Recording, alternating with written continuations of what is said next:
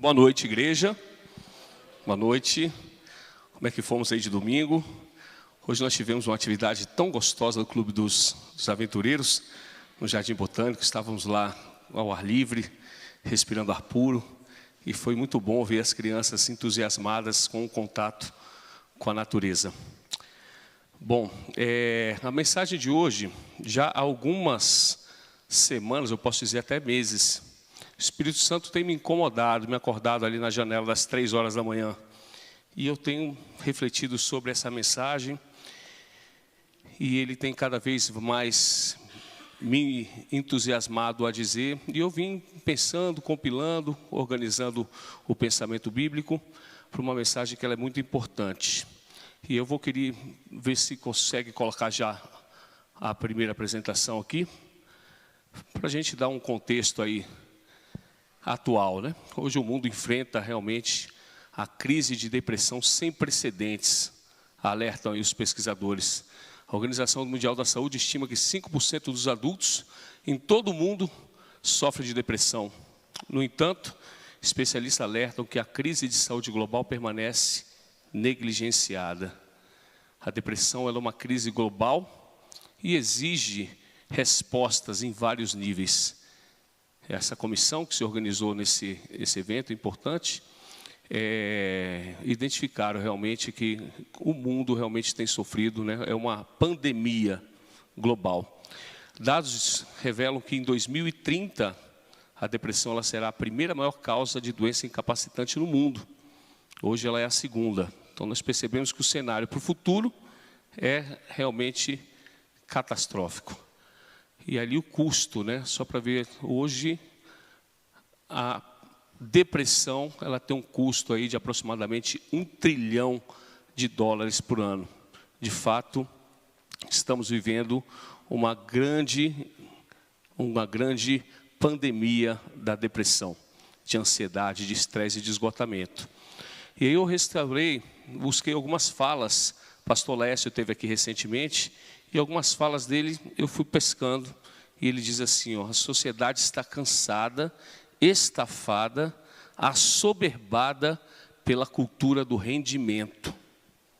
A gente tem sido cobrado a render cada vez mais, rende mais, rende mais. Um setor, por exemplo, da hotelaria, ele reduziu praticamente a metade do número de funcionários e quem ficou está trabalhando pelo dobro numa atividade que já era exaustiva. E aí, o pastor Lécio também falou aqui, ó, há muitos anos, Lúcifer sabe que a sobrecarga sufoca o amor. A sobrecarga assola a espiritualidade. Então, nós estamos realmente diante desse cenário, onde a sobrecarga tem assolado o amor e a sobrecarga tem assolado a espiritualidade. E aí agora eu vou pedir mais uma vez que curvemos a nossa fronte para a gente entrar em contato com alguns textos importantes. Vamos orar. Senhor Deus e eterno Pai, louvado seja o seu nome, meu Deus. Obrigado por esse momento em que estamos aqui, em busca de informações, em busca de crescimento espiritual, em busca do poder que vem dos céus, o poder que vem do seu Santo Espírito, para que a gente possa enfrentar a última e maior crise da humanidade e para que a gente saia vitorioso, não pelos nossos esforços, mas pelo seu poder que habita em nós. Derrame, ó Pai, a tua porção dobrada do seu Espírito. E a partir de agora eu coloco em tuas mãos, para que tal como o Senhor vem falando às madrugadas comigo, para que essa fala vinda dos céus seja reverberada agora para a sua santa igreja. E que encontremos corações abertos e preparados para fazer as modificações que cada um sabe que precisa fazer, para que a gente vença esse bom combate da fé. Isso tudo eu te peço e agradeço em nome de Jesus. Amém. Conselhos para a Igreja, página 103. Um texto bastante conhecido nosso. Satanás reuniu os anjos caídos a fim de inventar algum meio de fazer o máximo de mal possível à família humana. Foi apresentada proposta sobre propostas, até que finalmente Satanás mesmo imaginou um plano. Ele tomaria o fruto da vide, também o trigo, e outras coisas dadas por Deus como alimento, e convertê-los-ia em venenos que arruinariam a capacidade física, mental e moral do homem. Dominaria de tal maneira os sentidos que Satanás teria domínio sobre eles, teriam sobre eles inteiro controle. E aí eu volto aqui para as falas do Laércio. A sociedade, cansada, estafada, assoberbada pela cultura do rendimento, Lúcifer, há muito tempo, sabe que essa sobrecarga sufoca o amor e que a sobrecarga assola a espiritualidade. E essas falas aqui do pensamento, ele já começa, com a sabedoria, que é a inteligência dele. Satanás é perspicaz e começa a mexer, a manipular coisas que foram preparadas por Deus para que pudesse combater as faculdades mentais, físicas e morais, para a partir daí ele ter domínio sobre as pessoas. Isso, pelo visto, tem acontecido. E quais são os sentidos? O olfato, paladar, audição, tato, visão. Coincidência ou não, 4 dos sentidos estão aqui, na região próximo da mente, conectada com a mente. Então a mente realmente é uma grande janela. E eu vou pedir para que vocês abram agora a palavra de Deus no livro de Gênesis, bem no início, onde tudo começou. Gênesis 3. Gênesis 3.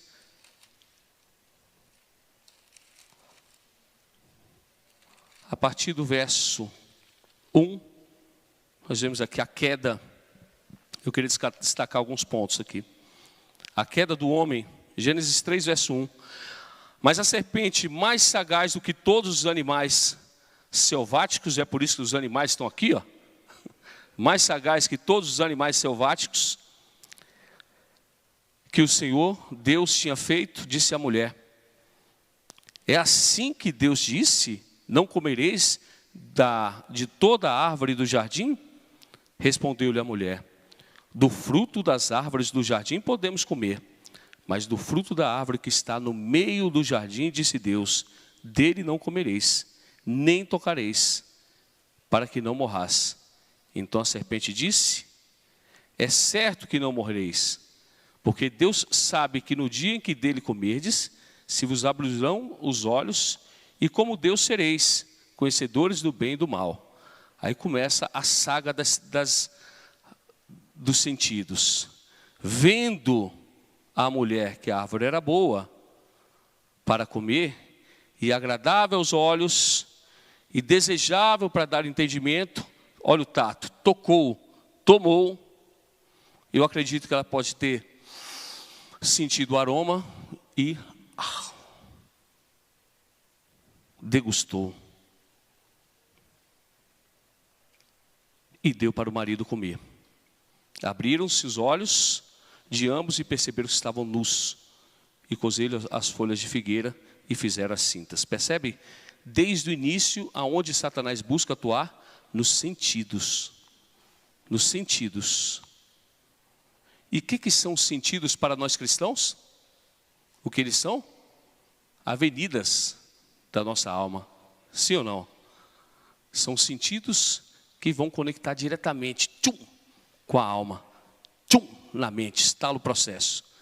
Então, desde o início ele usou essa artimanha, e hoje Satanás tem manipulado os alimentos, tem feito várias outras coisas, para justamente instigar o sentido, fazer a mesma coisa que ele fez, não existe nada diferente. Ele só mudou o contexto, mas não existe nada diferente.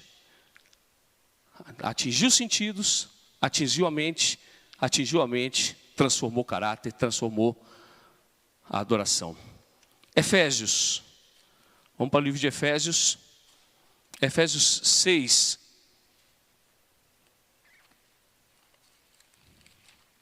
Livro de Efésios 6, verso 12. Diz assim: porque nossa luta é contra o sangue e a carne, não é contra o sangue nem a carne, e sim contra principados e potestades, contra os dominadores desse mundo tenebroso, contra as forças espirituais do mal nas regiões celestiais. Aí eu digo para a igreja, não nos iludamos, igreja. Se pensarmos que iremos vencer essa batalha só com as nossas forças, nós simplesmente iremos nos arrebentar. Como tem acontecido. Crise, ansiedade, depressão, burnout, estresse. E essas mazelas que nós temos visto na humanidade. Muitas vezes a gente tem lutado pelo nosso esforço. Tem tentado pelas nossas forças atingir resultados que são contra principados e potestades, e não contra o sangue, nem contra a carne. A nossa maior necessidade, aí eu volto a citar o pastor Laércio, é de repouso.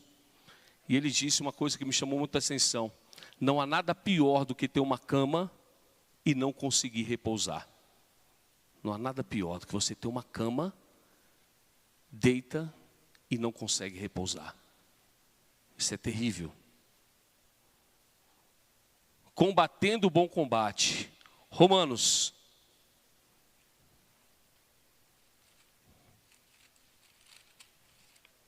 Vamos abrir o livro de Romanos. Romanos 12.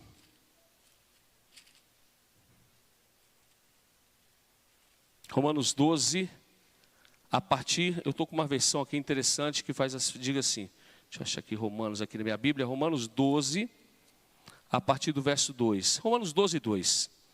Eu vou ler em duas versões. Na minha versão diz assim, ó: e não vos conformeis com este século, mas transformai-vos pela renovação da vossa mente, para que experimentais qual seja a boa, agradável e perfeita a vontade de Deus.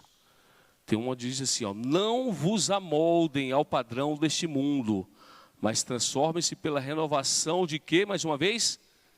Da mente. Para que seja boa, para que seja capaz de experimentar e comprovar a boa e agradável e perfeita vontade de Deus. Onde é que tem que acontecer a renovação? Mente. Olha a mente chegando aqui de novo. Ali é o comando central. Aqui está a chave da mudança. Aqui é a chave do controle. É aqui que acontece o conflito espiritual. E aí diz aqui, ó, nós temos que conformar. A gente não pode se conformar com esse século. Nós temos que nos incomodar. Nós temos que nos indignar. Ter aquela ira santa, falar que não me conformo. Não pode. O mundo está dizendo que é isso. Não vou me conformar. Temos que nos questionar diariamente. Como é que eu faço para renovar minha mente? Como é que eu faço? O que eu faço para renovar minha mente? Porque a palavra está dizendo aqui, ó. Porque se eu renovo a minha mente, eu serei capaz de experimentar qual boa, agradável e perfeita vontade de Deus para a minha vida. Se eu não renovo a minha mente, eu não vou experimentar. Não sou eu que estou dizendo, é a palavra. Renove, transforme a sua mente para que, é uma condição, experimente qual seja boa, agradável e perfeita a vontade de Deus. Percebe que o mundo está cobrando mais produtividade, mais hora de trabalho, cultura de rendimento, alteração dos padrões alimentares, esgotamento ao ponto de você nem querer praticar um pouquinho de exercício físico. A gente sabe que é a partir do movimento que a transformação acontece. Então a estratégia é muito clara. Essa sobrecarga que o mundo está proporcionando é estratégia muito clara para sobrecarregar a sua mente, porque sufocando a mente, sufoca o amor, traz sequelas irreversíveis à espiritualidade. E você e nós, o que nós estamos fazendo para combater o bom combate? Muitas pessoas estão muito passivas, esperando realmente o tempo passar. E o tempo vai passando e a gente percebe que só vai descendo os degraus. Não dá para ser passivo nessa jogada. Não dá para ser passivo. Nós temos que ser ativos nisso. Nós temos que fazer parte dessa mudança. Nós temos que fazer parte dessa jornada de transformação da nossa mente. Para a partir daí, a gente ter a influência, ter o testemunho na nossa vida para a transformação do outro. E como é que nós vamos iniciar essa vitória desse bom combate? Como? Se eu quero ficar, eu sou da área de educação física, se eu quero hipertrofiar o meu quadríceps, o que eu preciso fazer? Agachar, agachar, agachar. Exercício constante, alimentação, sono. Se eu quero hipertrofiar um peitoral, eu preciso supino, crucifixo, flexão de braço. Exercício, exercício, exercício. É a repetição que vai gerando a transformação. E se eu quero transformar minha mente?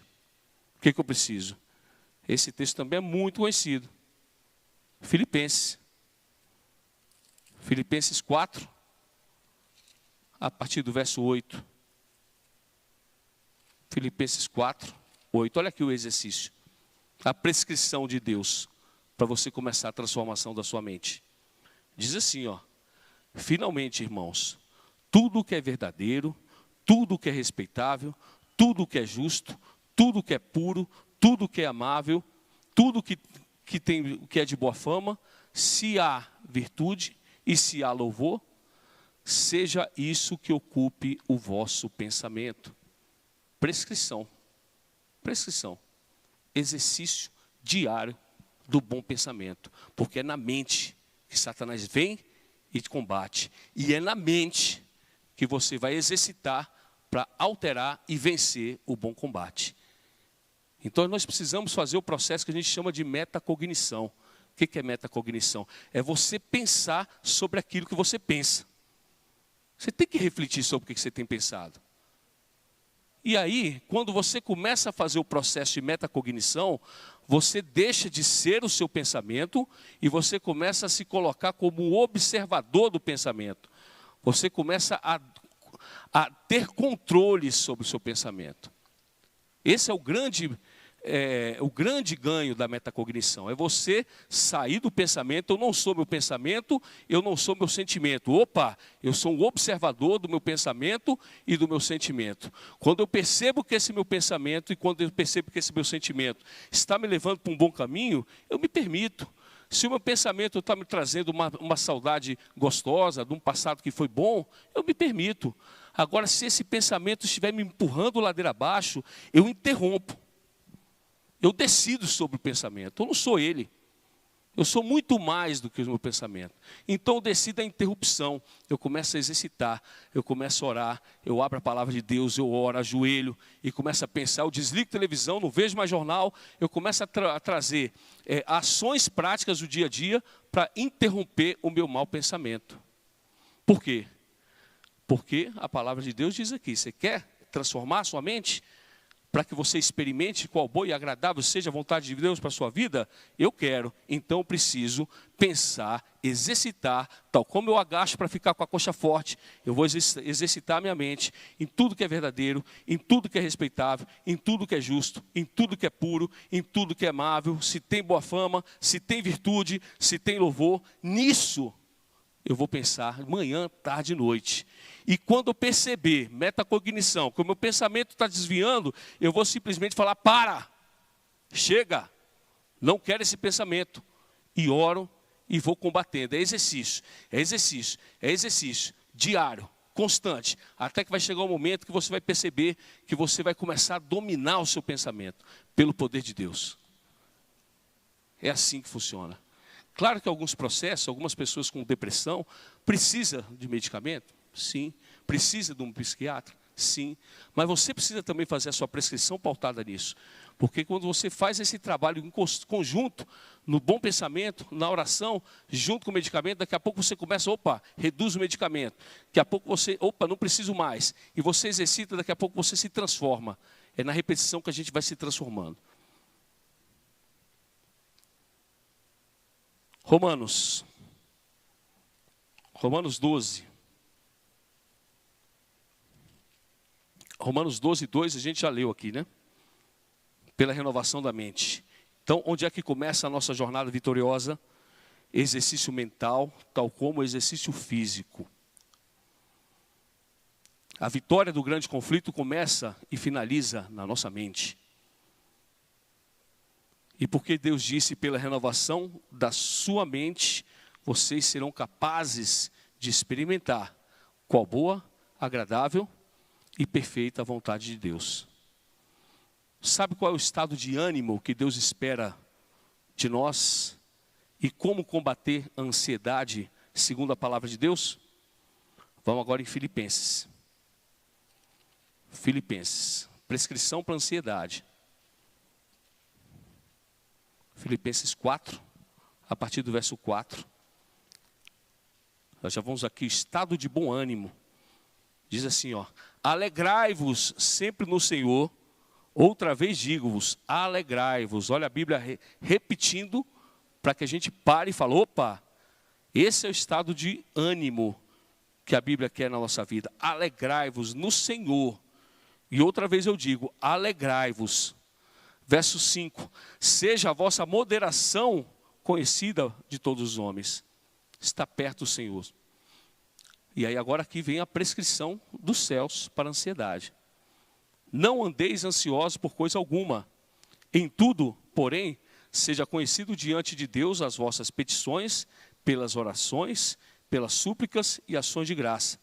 E a paz de Deus, que excede todo o entendimento, guardará o vosso coração e a vossa mente em Cristo Jesus. Percebe? Quando você se perceber ansioso, quando você se perceber ansiosa, você vai colocar diante de Deus, em petição, em oração, e súplicas, e a partir dali você já agradece. Isso é fé. Você já agradece. Obrigado, Senhor, por você ter tirado de mim essa ansiedade. A palavra está dizendo aqui, ó, oração, petição, você pede, você suplica e já agradece. Você fala, essa ansiedade já foi embora.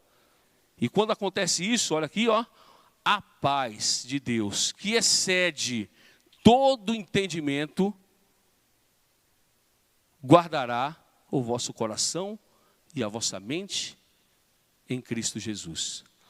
O mundo vai estar ali, ó, na crise. 2030, depressão, todo mundo ruim. Gente querendo se matar vai ser à torta e à direita. E as pessoas vão olhar para a gente, se a gente viver isso aqui, vai falar, que paz é essa? Eu não estou entendendo essa paz. Que paz é essa? Você não está vendo o que o mundo está acontecendo, não? Você está maluco? Você está alienado? Olha o mundo e você está com essa paz. É isso que a palavra diz, uma paz que excede o entendimento. As pessoas elas não vão entender essa paz. Percebe por que a mensagem de saúde ela é tão poderosa? Porque se a gente vive a mensagem de saúde, nós vamos ter essa paz que excede todo o entendimento. E as pessoas vão ficar maravilhadas, como? E aí que é a hora que você fala, vem aqui, ó, deixa eu te apresentar quem é que está fazendo isso comigo, vem cá. Vem. E você traz para a mensagem. E a partir da saúde, a pessoa, vem Cristo. E é isso que Ellen White fala. Por que a mensagem de saúde é o braço direito da terceira mensagem angélica? Por isso. Porque o mundo ele vai adoecer. E eles vão olhar para nós e vão ficar assustados. Vão, como? E aí é a hora que você traz. Porque ostentar hoje em dia não é ter conta bancária alta. Ostentação hoje em dia é ter equilíbrio emocional. Isso é ostentação. Equilíbrio emocional. Porque daqui para frente é profético. Angústia qual nunca se viu. Colossenses 3. Colossenses 3, verso 2. Mais um exercício mental.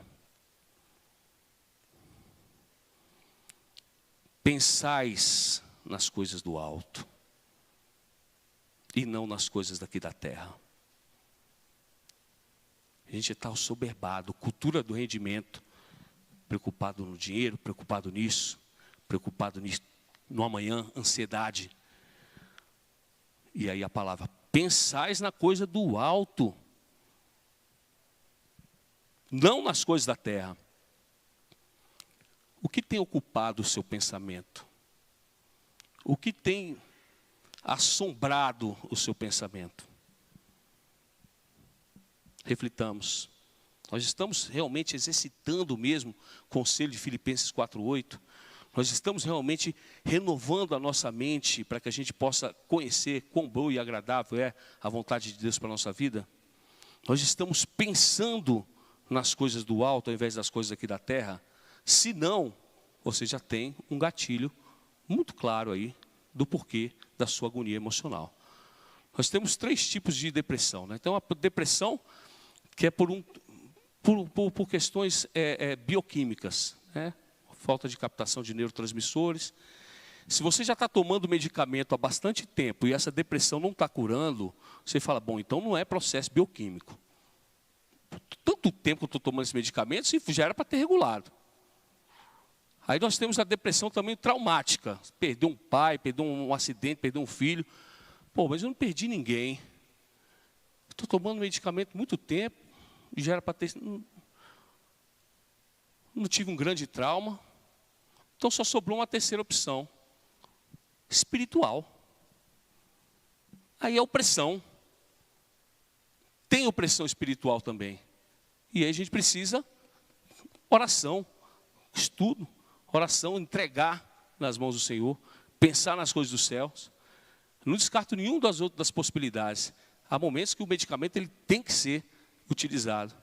Mas se você já toma tanto tempo, 10 anos me tomando medicamento, melhorou, não é possível que seja uma depressão clínica. Faz sentido ou não? Mateus 7:24.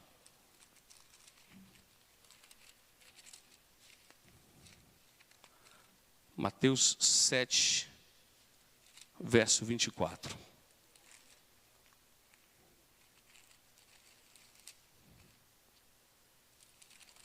A palavra de Deus diz assim: todo aquele que ouve estas minhas palavras e as pratica, será comparado ao homem prudente que edificou a sua casa na rocha. Então você está pegando esses princípios aqui, você tem que praticar. Porque a palavra de Deus diz que todo aquele, pois, que ouve estas palavras e a pratica, será comparado ao homem prudente que edificou a sua casa na rocha. Então nós precisamos pegar esses princípios e aplicar desde já da minha vida. A partir de hoje eu vou fazer uma metacognição diária e vou fazer uma análise dos meus pensamentos. Se meus pensamentos estiverem me levando para um caminho bom, eu vou deixar, coisa boa. Agora, se ele estiver me levando para um caminho ruim, eu vou interromper. Eu vou começar a colocar tudo que é puro, tudo que é correto, tudo que é verdadeiro, se tem louvor, né, se tem virtude, e nisso eu vou pensar. Eu vou começar a pensar nas coisas do alto, e não vou pensar nessas coisas da terra. Claro que eu tenho que ter minha organização, eu tenho que ter o meu controle, porque a gente ainda está aqui. Mas eu não vou me demandar demais. Minha mente não pode estar presa nas coisas da terra. Por quê? Porque eu preciso renovar minha mente. Porque se eu renovo a minha mente, eu começo a experimentar qual boa e agradável e perfeita a vontade de Deus para a minha vida. E eu sei que Satanás está começando a ver, ele tem deturpado o alimento. Por quê? Porque ele sabe que se chegar na nossa mente, ele começa a transformar o nosso caráter, ele reduz as nossas faculdades físicas, morais, e ele tem domínio sobre nós. Então é aqui que está o grande conflito, é a mente. Então todas as ações que eu puder fazer para poder modificar os meus padrões mentais, eu vou fazer exercício. Eu não posso negligenciar minha salvação. Eu não posso procrastinar. Eu não posso botar debaixo do tapete. Eu não posso ficar culpando o outro. Qual é a parte que nos cabe nesse processo? Agindo assim, o Espírito Santo ele vai preenchendo o nosso ser, vai modelando o nosso pensamento, vai transformando a nossa natureza carnal em uma natureza espiritual. É trocar a carne pelo Espírito. Essa é a jornada que devemos fazer. E por que Ellen White realmente recomenda uma dieta vegetariana? Tudo faz parte, né? Mas vamos ver aqui, ó, Mateus 7:25. Romanos 7, 25. Vamos avançar um pouquinho, Romanos 7, 25.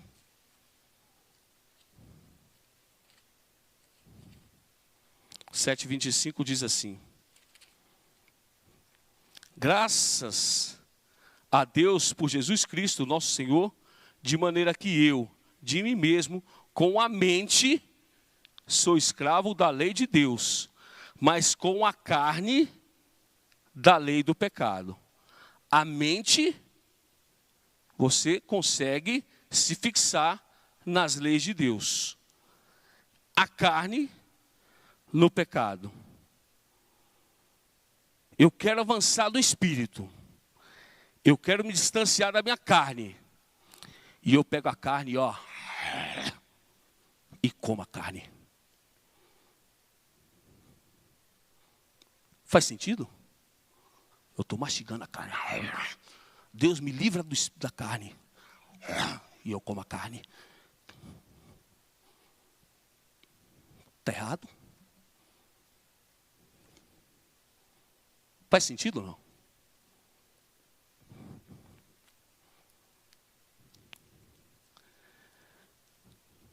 A carne precisa também ser abandonada. É um passo. É uma das etapas. Especialmente se você está no estágio avançado de ansiedade, de estresse, de depressão e burnout. Se você está querendo fazer o caminho de volta, é um combo. É um exército de ações para combater o bom combate. Então, a renovação da mente, a renovação tem que estar no alimento, a renovação tem que estar no movimento. É uma série de situações que precisam acontecer para que você se livre da ansiedade, da depressão, do estresse, para que você se renove a sua mente e você comece a experimentar qual boa e agradável e perfeita vontade de Deus para a sua vida. E uma paz que excede todo entendimento vai manter a sua mente e o seu coração em Cristo. E aí eu volto aqui para o slide. Eu tenho falado muito com as pessoas, eu tenho pesquisado, né? E às vezes a pessoa pergunta lá no meu estúdio, e eu tenho pesquisado isso, eu pergunto para elas aqui, ó. Que estado que você está hoje? A pessoa pergunta, queria saber como é que é a informação. Eu falo, antes de saber, deixa eu me colocar aqui, deixa eu entender onde é que você está. Como é que você está hoje nessa jornada?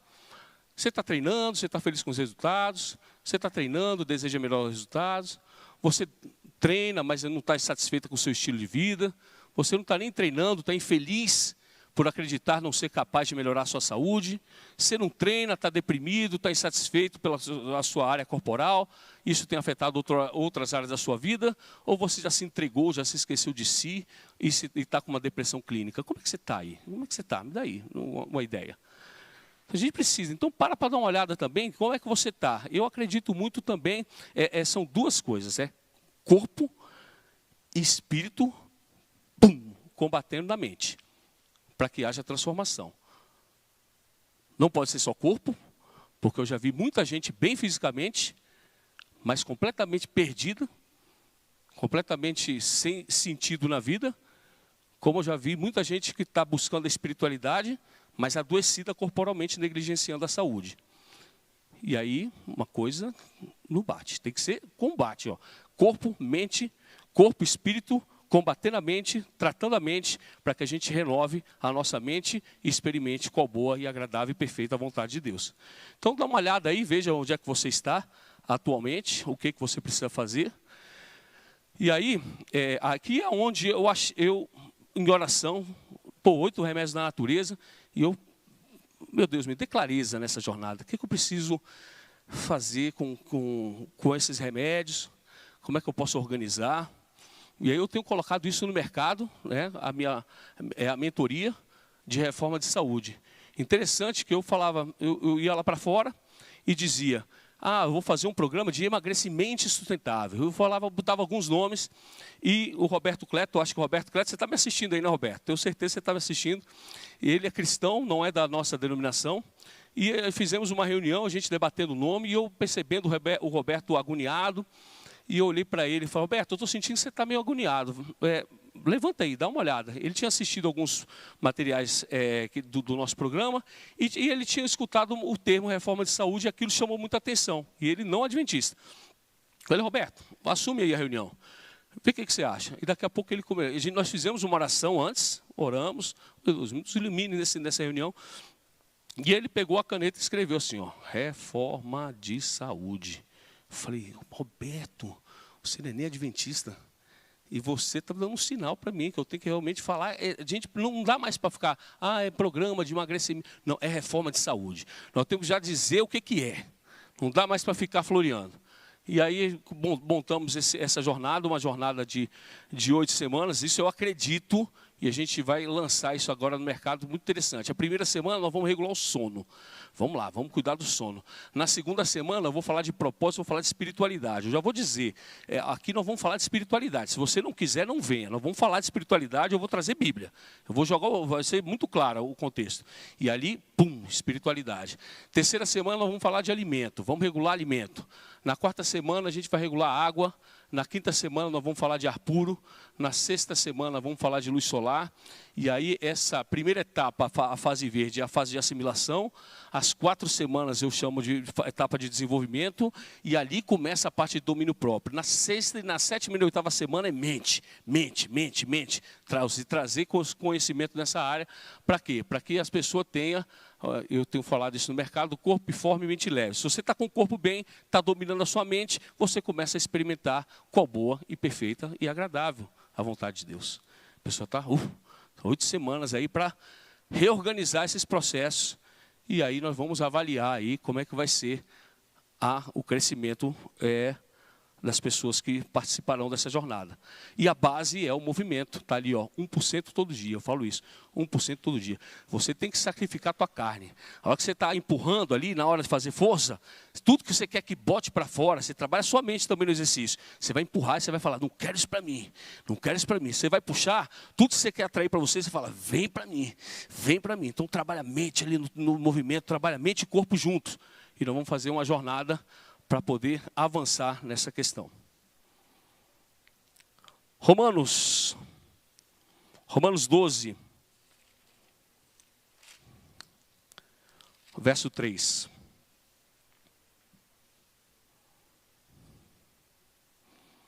Romanos 12.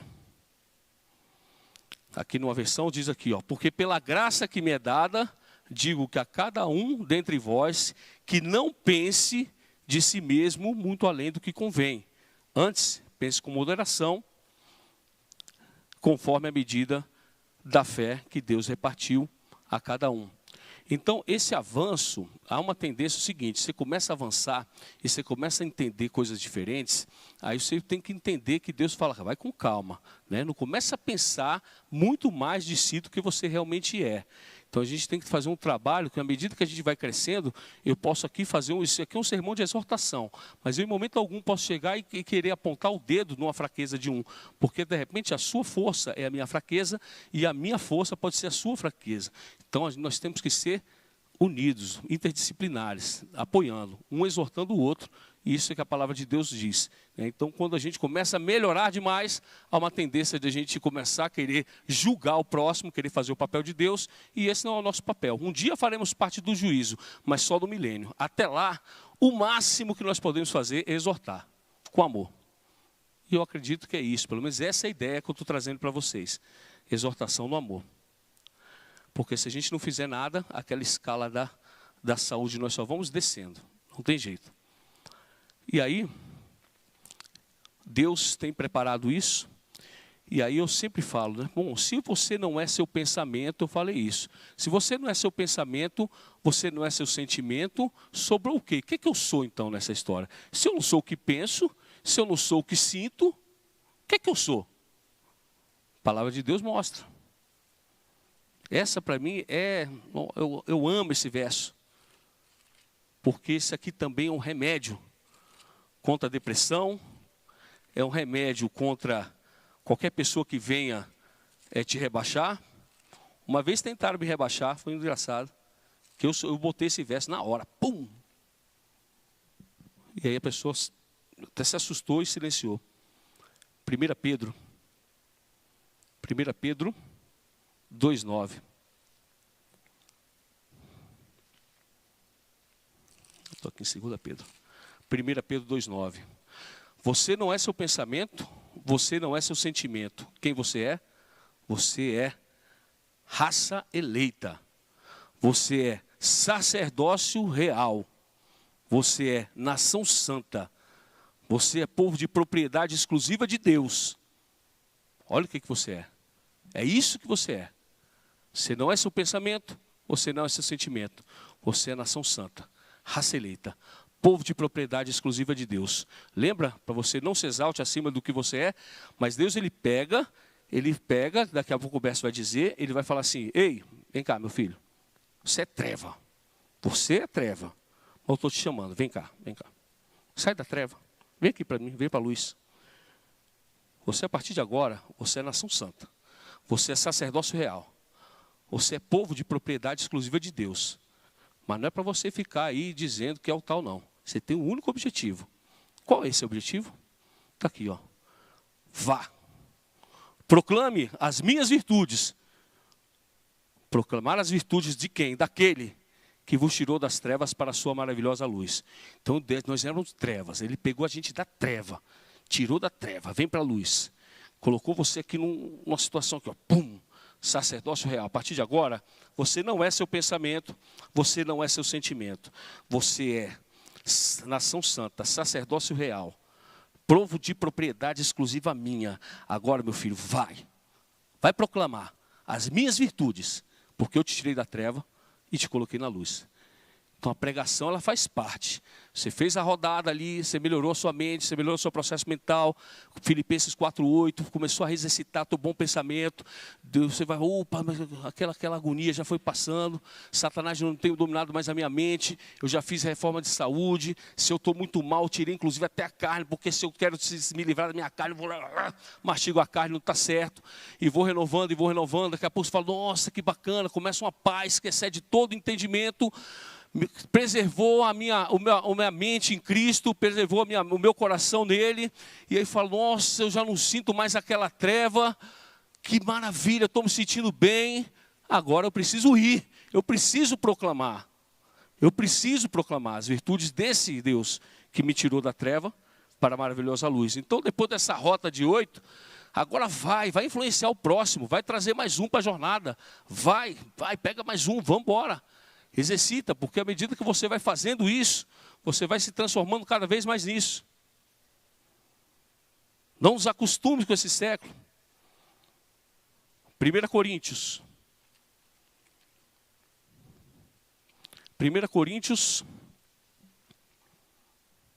1, a partir do verso 17.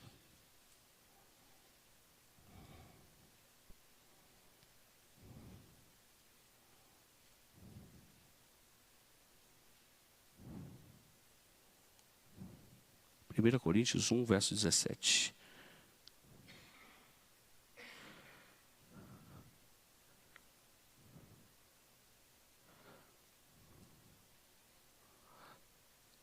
Diz assim, porque não me enviou Cristo para batizar, para pregar o evangelho, não com a sabedoria da palavra, para que não anule a cruz de Cristo.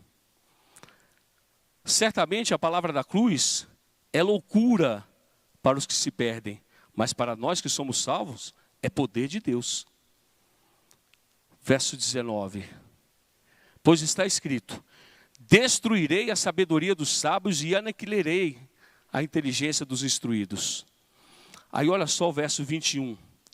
Visto que na sabedoria de Deus o mundo não o conheceu por sua própria sabedoria, aprove a Deus salvar os que creem na loucura da pregação.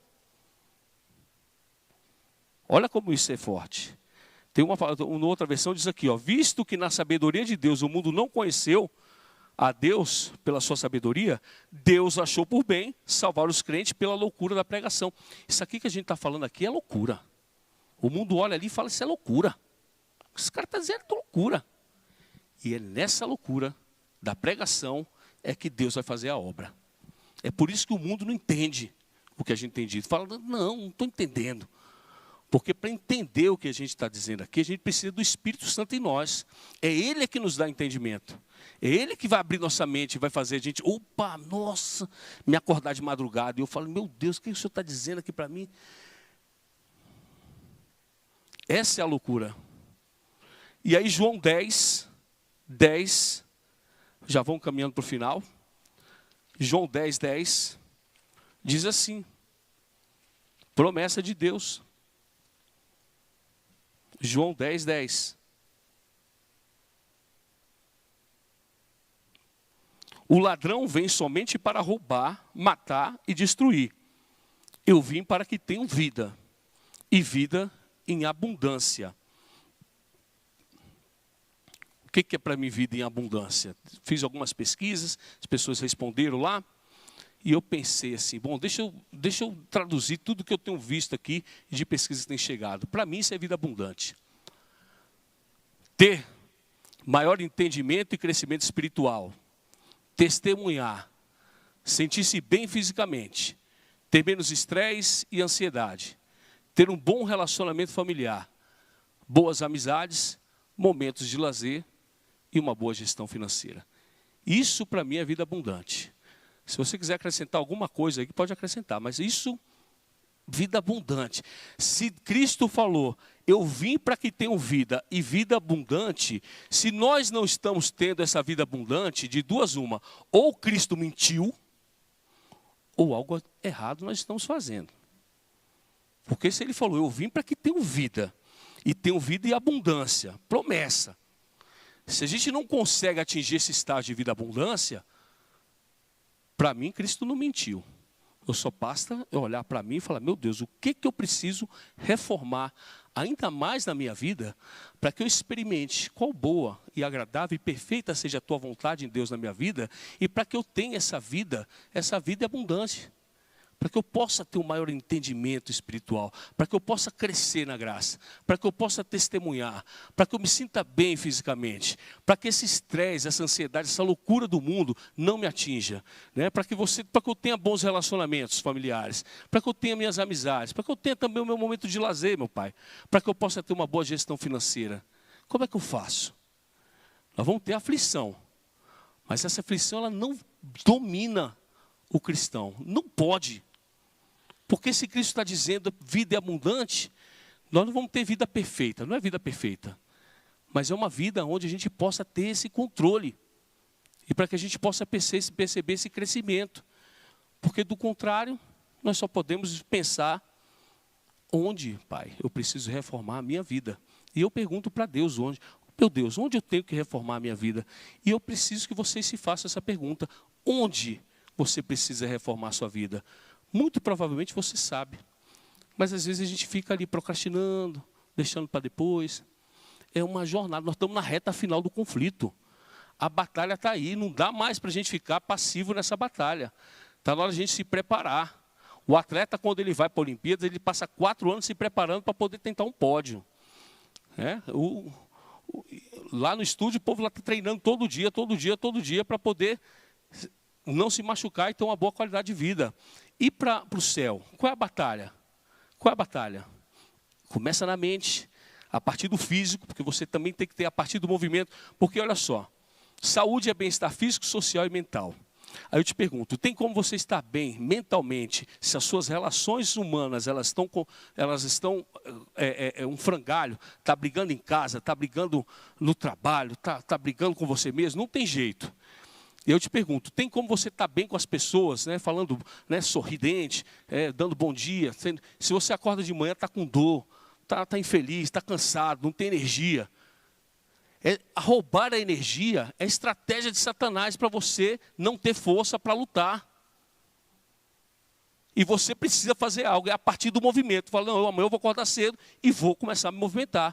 Porque o movimento vai gerar uma série de processos anti-inflamatórios, o movimento vai fortalecer meu corpo, o movimento vai me dar menos dor, vai me dar mais vitalidade, eu vou começar a olhar para mim de uma maneira melhor, eu vou ter mais disposição para acordar um pouco mais cedo, para poder ter minha adoração, e eu vou transformando, daqui a pouco eu vou olhar para o meu cônjuge com mais alegria, porque eu não estou com dor, e eu vou começar a ter melhor relacionamento com ele, daqui a pouco eu vou pensar...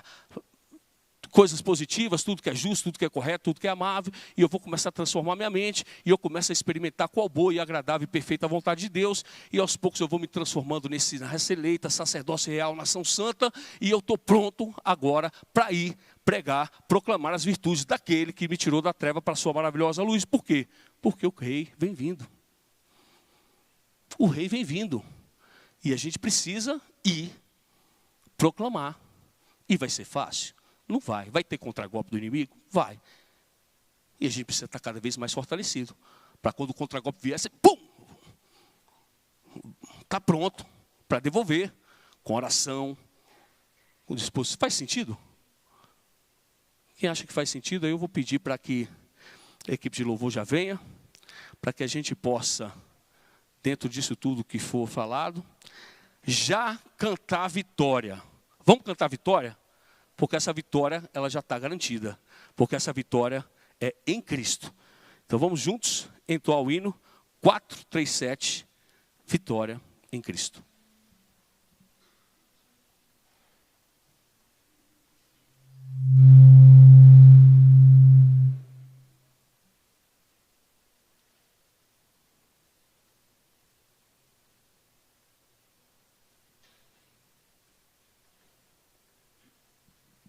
Fiquemos de pé.